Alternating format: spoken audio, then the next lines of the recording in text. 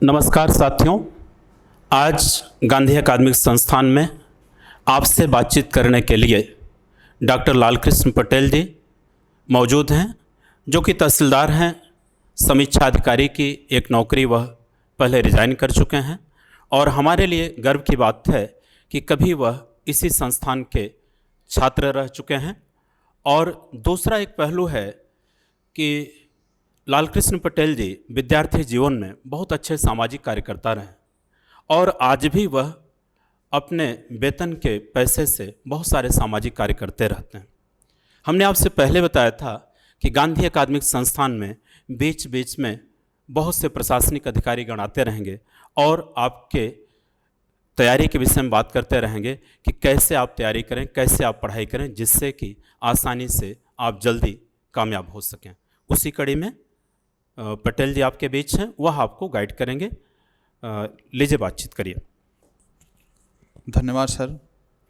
मुझे ये बताने में पूरी खुशी महसूस हो रही है कि मैं गांधी अकादमिक संस्थान का छात्र रहा हूँ और सर के सानिध्य में आने से सामाजिक कार्यों के प्रति प्रेरणा मिली, जिसके लिए मैं सर हमारे बड़े भाई के समान हैं। और मैं जब भी अवसर मिलता है मैं यहाँ आता हूँ तो आप लोगों के मार्गदर्शन का मुझे ये अवसर प्राप्त होता है। तो आज उसी कड़ी में मैं अपने कुछ एक्सपीरियंस और अपने समय का उपयोग आप कैसे करेंगे इसके विषय में बताएंगे। धन्यवाद। आज आप लोगों को सिविल सर्विसेज में जो तैयारी कैसे की जाती है और कैसे हम सफलता प्राप्त कर सकते हैं, उसका कुछ जो मैंने अनुभव किया है वो बताने का प्रयास करूंगा। और मुझे लगता है कि यदि उसको वो फॉलो किया जाए तो सफलता मिल सकती है और मिलेगी निश्चित रूप से। तो मेरे छोटे भाइयों एवं बहनों, जिस सेवा के लिए आप प्रयासरत हैं या अपनी शुरू कर रहे हैं यात्रा कि इस सेवा में मुझे सिलेक्ट होना है, उस सेवा को अगर उस सेवा में हम सम्मिलित होते हैं या हमारा चयन उसके लिए उस पद के लिए होता है, तो 3 चीज़ें जो हमें प्राप्त होती हैं। एक तो सामाजिक प्रतिष्ठा। आप जानते हैं कि यदि कोई भी सिविल सर्विसेज है, सिविल सर्विसेज में काम कर रहा है, अधिकारी है, तो उसकी सामाजिक प्रतिष्ठा बढ़ जाती है। चाहे वो जहाँ का अपने यहाँ का मूल निवासी हो, वहाँ पर लोगों के नज़र में उसका सम्मान बढ़ जाता है और जहाँ पर कार्यरत रहता है उसको सामाजिक प्रतिष्ठा उसकी बढ़ जाती है। किसी भी सामाजिक कार्यों में उसको बुलाया जाता है। आप लोग खुद महसूस करते होंगे और यदि आप भी सिविल सर्विसेज में जाते हैं तो आपकी भी सामाजिक प्रतिष्ठा बढ़ेगी। दूसरा, आप ये देखेंगे कि हमारी एक आर्थिक सुरक्षा होती है। जैसे अगर हम सेवा में जाते हैं तो एक हमें सम्मानित वेतन मिलता है, उससे जो एक सम्मानपूर्वक जीवन यापन हो सकता है। ऐसा नहीं है कि किसी परिस्थितियों में आपको आपका वेतन रोक दिया जाएगा या आपको इस महीने नहीं मिलेगा। आप अगर सेवा में हैं तो निश्चित रूप से एक आर्थिक सुरक्षा आपकी बनी रहती है। तीसरा है कि जो एक मानव जीवन में होता है कि मानव चाहता है कि हम कुछ सामाजिक कार्य करें। आपको सामाजिक कार्य करने के अवसर प्रदान होते हैं, तमाम अवसर मिलते हैं।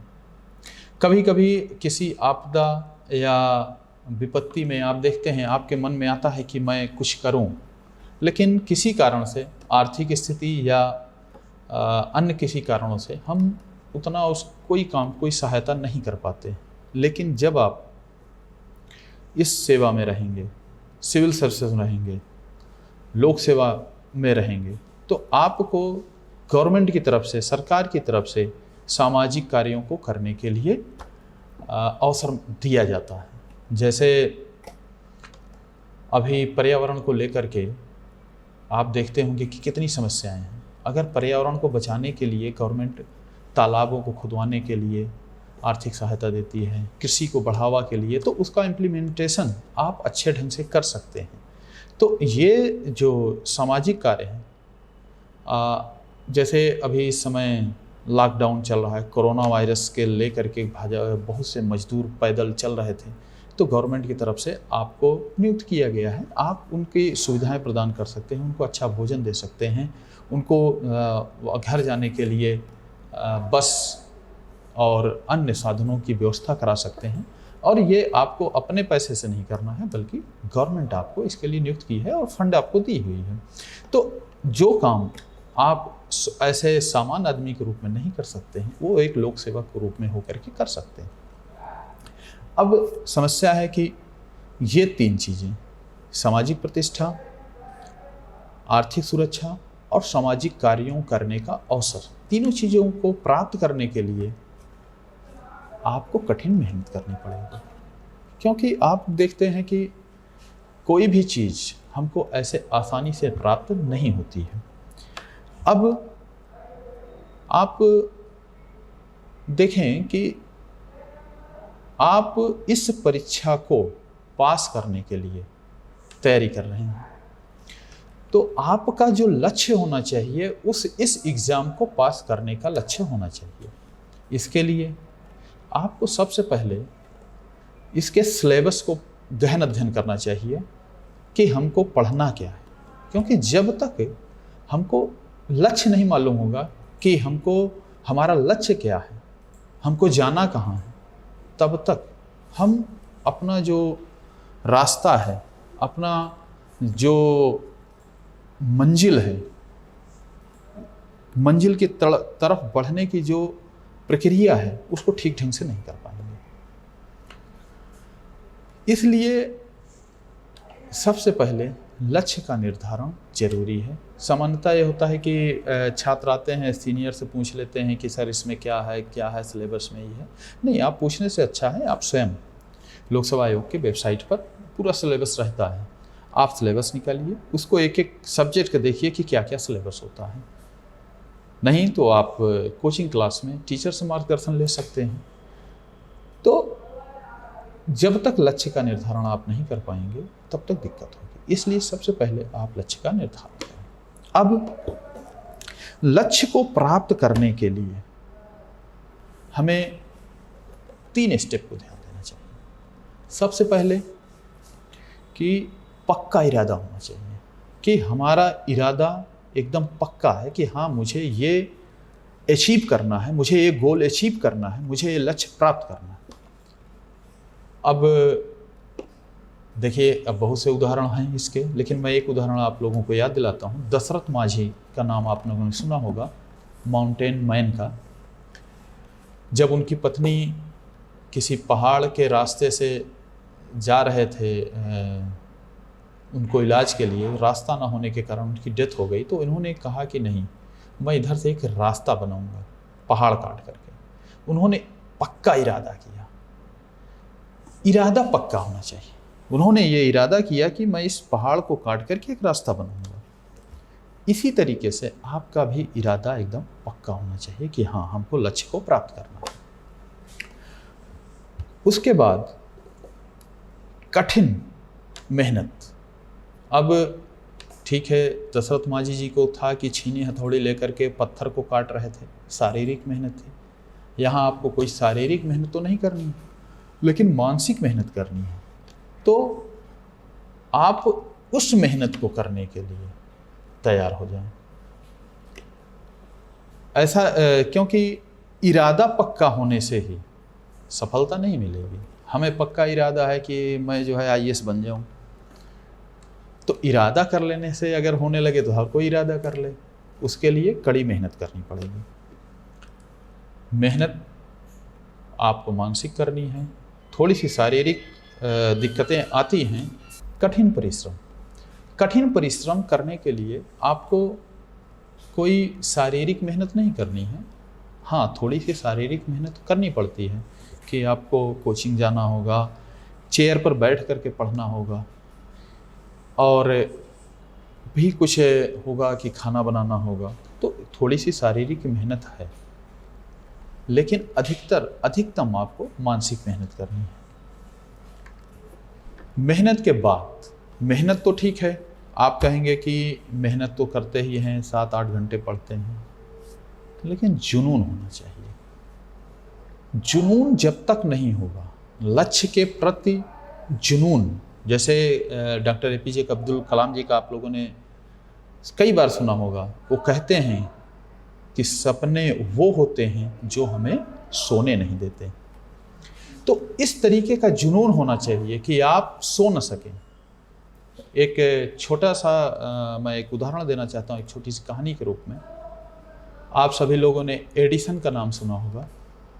एडिसन महान साइंटिस्ट थे जिनके नाम हजारों पेटेंट हुए हैं, जिनकी उन्होंने खोज की, और उनके अंदर एक जुनून रहता था कि हाँ ये हमें करना है। जो काम करते थे लगे रहते थे। एक बार हुआ कि वो अपने लैब में काम कर रहे थे, तो उनके एक मित्र मिलने के लिए आए। उसी समय उनके जो सहायक था, एडिसन के सहायक ने वहाँ पर नाश्ता रखा, जो एडिसन के लिए भी लाया था और जो उनके मित्र आए थे उनके लिए भी। चूँकि एडिसन बिजी थे तो ये टेबल पर रख दिए, और जो मित्र थे वो टेबल पर बैठे रहे, कुछ देर बैठे रहे। तो उन्होंने, सहायक ने कहा कि आप तो नाश्ता कर ही लीजिए, और पता नहीं कब तक उठेंगे। तो इन्होंने अपने प्लेट का नाश्ता किया, नाश्ता करके और जो है खाली प्लेट वहीं पड़ी रही। उसके बाद थोड़ी देर बाद जब एडिसन खाली हुए, आए, बैठे, बातचीत किए कि अरे हाँ बहुत अच्छा रहा, और बताओ कैसे हैं, क्या है, कितने दिनों बाद आए। थोड़ी सी बात हुई तो एडिसन बोले कि अरे यार थोड़ा आप लेट कर गए, पहले आए होते तो आप भी नाश्ता कर लेते। मतलब कि वो अपने कार्य में इतना बिजी थे, इतना व्यस्त थे कि उनको ये नहीं समझ में आया कि मैंने नाश्ता किया कि नहीं। वो जो नाश्ता दोस्त किए थे उसको अपना समझ गए कि मैंने नाश्ता कर लिया। तो ये होना चाहिए। और हम लोग जैसे अभी थोड़ा सा लेट होने लगे कि हाँ कि आज नाश्ते में थोड़ा सा देर है, या गए कहीं बाहर नाश्ता करने, तो ये होता है कितनी जल्दी। तो पढ़ते समय नाश्ते की याद आ जाए तो हम नाश्ता करने चले जाते हैं। लेकिन एडिसन थे कि जो कार्य के समय वो नाश्ता करना भूल गए, और किए कि नहीं किए भी नहीं याद रहा। तो इस तरीके का जुनून होना चाहिए। फिर आप जब अपने अंदर ये सब लाएंगे, उसके बाद फिर होता है कि आप पढ़ाई कैसे करें। अब पढ़ाई के लिए आपके पास बहुत से किताबें हैं, बहुत से नोट्स हैं। पहले इनका सिलेक्शन करना चाहिए। आप अपने कोचिंग के टीचर्स से, यूनिवर्सिटी के टीचर्स जो हमारे प्रोफेसर्स हैं उनसे सबसे सलाह लेकर के आप कुछ बुक्स का चुनाव करें। ऐसा नहीं होता है कि जो सबसे कठिन बुक हो, सबसे टॉप क्लास की हो, वही आप पढ़ना शुरू करें। नहीं, आप उनसे बात करेंगे या आप स्वयं अपने अंदर पहचानें कि मेरे लिए कौन सी बुक्स अच्छी रहेगी। जैसे बिगिनर्स हैं, जैसे आपके ग्रेजुएशन में सब्जेक्ट वो नहीं हैं, तो निश्चित रूप से आपको उसको बिगिनिंग शुरुआत से करनी पड़ेगी। तो ऐसे में जो अच्छी बुक्स हैं, जो टफ बुक्स हैं, जिसमें ज़्यादा डिटेल दिया हुआ है, उसको समझने में टाइम लगेगा। हाँ, उसके पहले आप कुछ ऐसे बुक पढ़ें जो आपको प्रारंभिक, जैसे इसीलिए सलाह दी जाती है कि NCERT पढ़ें। तो इसीलिए कि वो प्रारंभिक चीज़ें होती हैं, उसमें बताई जाती हैं, आपका एक कॉन्सेप्ट तैयार होता है। फिर उसके बाद डीप नॉलेज चले जाते हैं। तो इसके लिए आपको बहुत ही बिगनिंग से शुरुआत करनी चाहिए अगर आपका सब्जेक्ट नहीं है। यदि आपका सब्जेक्ट ग्रेजुएशन में रहा है तो कोई ज़रूरी नहीं है कि आप बिगनिंग से शुरुआत करें। आप जो और गहराई में लिखी हुई बुक्स हैं उसको लेकर के आप तैयारी कर सकते हैं। अब तैयारी करते समय जब आप पढ़ाई शुरू करें, उसमें सबसे पहले ध्यान देना चाहिए, चाहे कोचिंग में हो, चाहे अपने लॉज में हो या हॉस्टल में रहा हो, आप जो साथी बनाए हैं इस पर ध्यान दें। कि आपके जो दोस्त हों, जो साथी हों, वो भी, उनका भी लक्ष्य वही हो जो आपका लक्ष्य हो। मान लीजिए कि आपको यहाँ से नैनी जाना हो, तो आप ऐसे व्यक्ति को अपना साथी तो नहीं बनाएंगे कि जिसको झूंसी जाना हो, या ऐसे व्यक्ति को साथी तो नहीं बनाएंगे जिसको फाफामऊ जाना हो। आप ऐसे ही व्यक्ति को अपना दोस्त, अपना साथी बनाएं जिसका लक्ष्य वही हो जो आपका लक्ष्य हो, और उसमें आपस में सहयोगपूर्ण भावना होनी चाहिए, सहयोग की, ना कि प्रतिस्पर्धा की। प्रतिस्पर्धा, क्योंकि ये इतने बड़े कंपटीशन होते हैं, इसमें आपकी प्रतिस्पर्धा बहुत लोगों से है। आप 2 लोग हैं तो ऐसा नहीं है कि 2 ही लोगों में प्रतिस्पर्धा है, वो अच्छा कर जाएगा मैं नहीं कर पाऊंगा, नहीं। हाँ, तो मैं बात कर रहा हूँ, प्रतिस्पर्धा नहीं होनी चाहिए, आपस में सहयोगात्मक रवैया होना चाहिए। क्योंकि प्रतिस्पर्धा के लिए तो लाखों लड़के हैं ही, आप लाखों लोगों के बीच आप प्रतिस्पर्धा कर ही रहे हैं, लेकिन जो आपके साथी हैं, मित्र हैं, इनके साथ सहयोगी व्यवहार होना चाहिए, सहयोगात्मक, क्योंकि साथ में चलेंगे तो सफलता जल्दी मिलेगी। तो ये ध्यान देंगे कि ऐसा कोई साथी मित्र ना हो कि जिसको दूसरी तरफ जाना हो, तो उससे मतलब नहीं है, आप उनके साथ ना रहें। फिर आपको अपने समय का मैनेजमेंट, टाइम मैनेजमेंट बहुत ज़रूरी है। जैसे 24 घंटे हमें हैं, 24 घंटे से अधिक मिलना नहीं है। उन 24 घंटों को हम महत्वपूर्णता के हिसाब से, कि कौन सा कार्य महत्वपूर्ण है, उसके हिसाब से टाइम को बांटना चाहिए। अब जैसे अगर हम पढ़ाई कर रहे हैं तो हमारा सबसे महत्वपूर्ण काम क्या है? पढ़ाई करना, हमारा गोल, हमारा लक्ष्य। इसलिए हमें समय का ज़्यादा से ज़्यादा भाग अपने लक्ष्य को प्राप्त करने के लिए देना होगा। ऐसा नहीं है कि जैसे सामान्यतः होता है, स्टूडेंट्स आते हैं, वो भूल जाते हैं कि हमारा प्राथमिक लक्ष्य क्या है। प्राथमिक लक्ष्य तो आपका पढ़ाई है, आपका अचीवमेंट है, आप क्या अचीव करना चाहते हैं वो है। आप IAS बनने के लिए आए हैं, PCS बनने के लिए आए हैं, आप जो भी चाहते हैं, हमें ये पद प्राप्त करना है, आपका लक्ष्य तो वो है। अब ऐसा तो नहीं है कि नहीं चलो कुछ दिन ऐसे चलता है उसके बाद, ऐसा नहीं है। समय कभी वापस नहीं आता, समय बहुत ही महत्वपूर्ण है। अगर आपका सिलेक्शन 22 वर्ष में हो जाता है, 21 साल के बाद हो जाता है, तो आप जो सरकारी सेवा है उसमें आपको 58 आगे के लगभग 35 साल 38 साल मिलेंगे। लेकिन अगर आपका सिलेक्शन 30 साल में 35 साल में होता है तो आपको वहाँ पर 30 साल मिलेंगे, 25 साल मिलेंगे। जो कार्य आप, जैसे मैं बताया कि आपको 3 चीज़ें मिलेंगी, सम्मान, आर्थिक सुरक्षा और सामाजिक कार्यों को करने का अवसर, तो वो आप उतने दिनों तक ही कर पाएंगे। तो इसलिए जो समय है महत्वपूर्ण है, उसको आप ऐसे मैनेज करें कि जल्दी से जल्दी सफलता ली जाए। टाइम मैनेजमेंट के लिए आप सब्जेक्ट्स वार कि हमको इतना पढ़ना है, इसके लिए इतना समय देना है, इसके लिए इतना समय देना है, सभी सब्जेक्ट के लिए आप समय निर्धारित कर लें। और जहाँ तक मेरा अनुभव है, मैं मानता हूँ कि अगर आपके लक्ष्य यहाँ पर मैं पढ़ाई की बात कर रहा हूँ, कि जैसे हिस्ट्री पढ़ रहे हैं, मैथ्स पढ़ रहे हैं या ज्योग्राफी पढ़ रहे हैं, इंडियन ज्योग्राफी है, तो आपको अपने छोटा चैप्टर वाइज बनाएं कि एक चैप्टर मैं 3 दिन में ख़त्म कर दूंगा ठीक से, अच्छे से पढ़ करके, या ये बड़ा चैप्टर है तो 1 सप्ताह में ख़त्म कर दूंगा, इस टाइप से बनाएं। क्योंकि अगर आप सोचें कि चलो इंडियन ज्योग्राफी के लिए मैं 3 महीने बना ले रहा हूँ, होगा क्या? आप पढ़ते रहेंगे, अरे अभी तो बहुत समय है, बहुत समय है। ऐसे में क्या होता है, 3 महीने निकल जाएगा और फिर लगेगा कि अरे यार तो अभी तो आधा ही ख़त्म हो पाया। फिर आप कहेंगे कि नहीं 3 महीना और बनाते हैं। तो इससे क्या होता है कि आपका टाइम मैनेजमेंट गड़बड़ हो जाएगा। आप छोटा सा लक्ष्य बनाएं कि हाँ 1 चैप्टर 3 दिन में, ठीक है। अगर किसी कारण से एक दिन आपका किसी कारण से मान लीजिए कि नहीं पढ़ पाए, तो आपको 4 दिन में वो 1 चैप्टर ख़त्म होगा। लेकिन आप उसे 4 दिन से 5 दिन तो नहीं ले जाएंगे।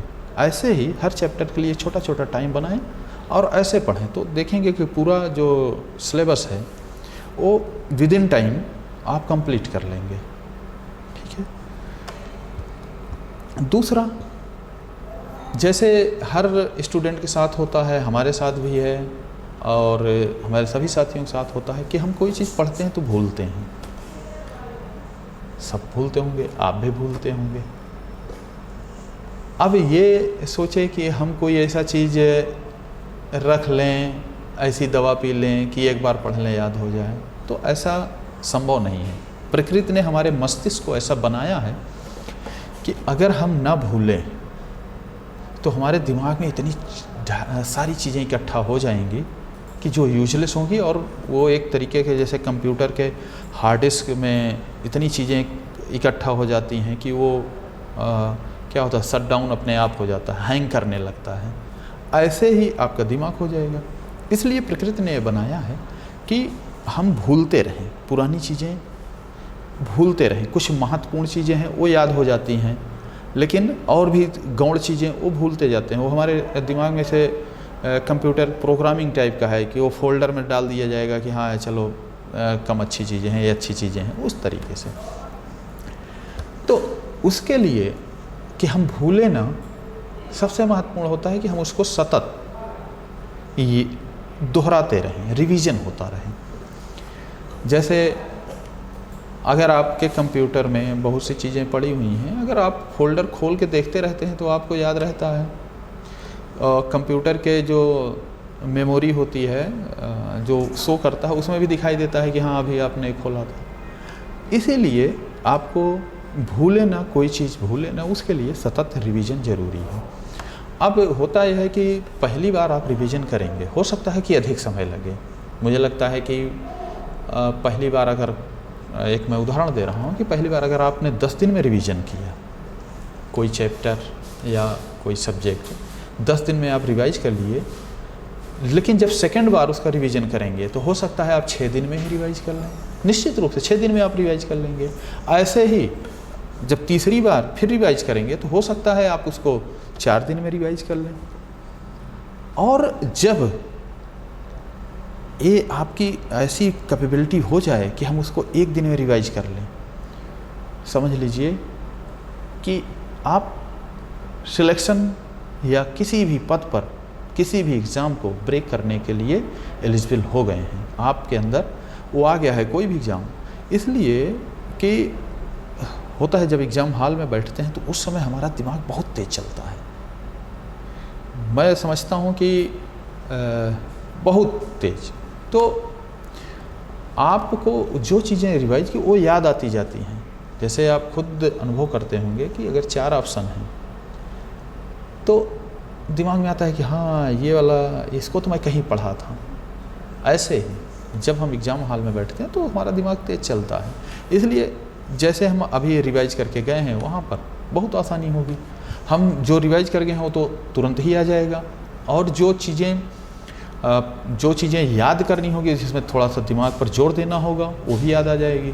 नहीं तो जो रिवाइज नहीं करके गए उसके लिए भी जोर देना पड़ेगा, और जो चीज़ें और भी चीज़ें हैं उसके लिए भी जोर देना पड़ेगा। इसलिए डबल मेहनत हो जाएगी और हम मुझे नहीं लगता कि उतने अच्छे क्वेश्चंस कर पाएंगे। इसलिए रिवीजन महत्वपूर्ण है। और आगे मैं ये कहना चाहूँगा कि ये सिर्फ एक एग्ज़ाम है, एक जीवन को आगे चलाने का तरीका है। इसके लिए आपको सिर्फ एक बार मेहनत करनी है, बस एक बार सिलेक्शन लेना है, सिर्फ एक ही एग्ज़ाम पास करने हैं। फिर आपको कम से कम ये तो नहीं करना पड़ेगा, आपको एक ट्रैक मिल जाएगी कि हाँ अपने आगे का जीवन हम कैसे व्यतीत करेंगे। और मुझे लगता है कि आगे के जीवन में ये जो 3 चीज़ मैं शुरू में बताया था, ये हमेशा मिलती रहेंगी, इसमें बढ़ोतरी होती रहेगी।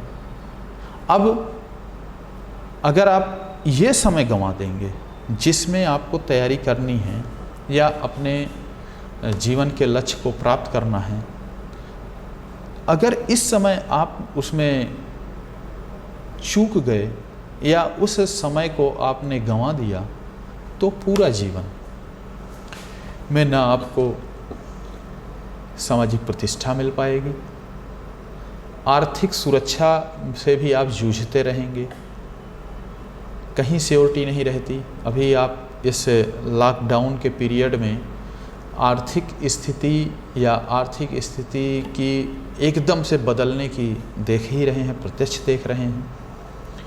और जब आप खुद परेशान रहेंगे तो सामाजिक कार्य कहाँ से कर पाएंगे? तो ये तीनों चीज़ें आपके लिए नहीं हो पाएगा। इसलिए लक्ष्य बनाइए, सतत परिश्रम करिए और जुनून के साथ अपने लक्ष्य को प्राप्त करें। धन्यवाद।